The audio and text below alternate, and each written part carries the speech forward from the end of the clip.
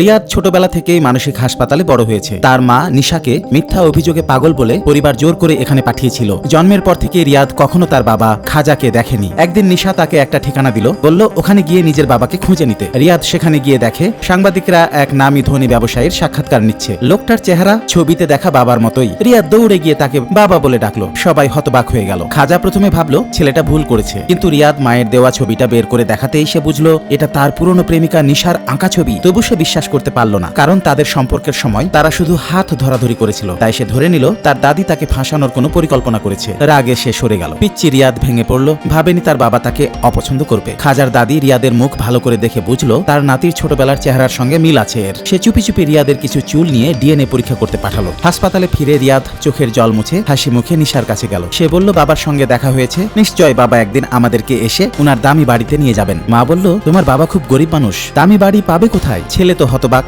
মা কি জানতো না বাবা একজন ধনী মানুষ? আসলে হয়েছে কি, 6 বছর আগে নিশার পরিবার দেউলিয়া হয়ে নিঃস্ব হয়। খাজা বিশাল কোটিপতি, এটা সে নিশার কাছে গোপন রেখেছিল। সে তখন চাইছিল না খাজার উপরে কোনো বোঝা হতে, তাই মিথ্যা বলেছিল তুমি গরিব, তোমার সাথে থাকা যাবে না। এক বন্ধুকে দিয়ে নিজের নতুন প্রেমিক সাজিয়েছিল। খাজা অনেক অনুরোধ করেছিল, তবু নিশা বন্ধুর সঙ্গে চলে গিয়েছিল। সেই থেকেই খাজা তার প্রতি রাগ ধরে রেখেছিল। নিশা ভয় পেত খাজা রিয়াদের ক্ষতি করতে পারে, তাই রিয়াদকে কঠোরভাবে বলেছিল খাজার সামনে কখনো তার মায়ের নাম না তুলতে। হঠাৎ নিশার নাক দিয়ে রক্ত পড়তে শুরু করলে রিয়াদ দ্রুত টিস্যু দিল। নিশা তাকে বলেনি তার ক্যান্সার হয়েছে। সে শুধু চাইতো সে মারা গেলে রিয়াদের দেখাশোনা কেউ করুক। এই আশা নিয়ে সে প্রার্থনা করত খাজা যেন তাকে দ্রুত ফিরিয়ে নেয়। ওদিকে খাজা স্বপ্ন দেখলো সেই রাতের কথা, যেদিন তারা বিচ্ছেদ করেছিল। নেশাগ্রস্ত অবস্থায় সে নিশার কাছে গিয়েছিল, অনুরোধ করেছিল তাকে না ছাড়তে। নিশা নরম হয়ে তাকে জড়িয়ে ধরেছিল, আর সে তার ঘরে ঢুকে গিয়েছিল। তারপর কিছুই মনে নাই। সকালে সে বাড়িতে উঠে ভেবেছিল সবই স্বপ্ন ছিল, কিন্তু রিয়াদের সঙ্গে দেখা হওয়ার পর সে সন্দেহ করতে লাগলো সবকিছু। সেই রাত হয়তো সত্যিই কোনো ঘটনার রাত ছিল। অল্প দিনের মধ্যেই ডিএনএ রিপোর্ট এলো। ফল দেখে খাজা বুঝলো সেই রাত স্বপ্ন ছিল না। দাদি খুশিতে কেঁদে ফেললো। সঙ্গে সঙ্গে আদেশ দিল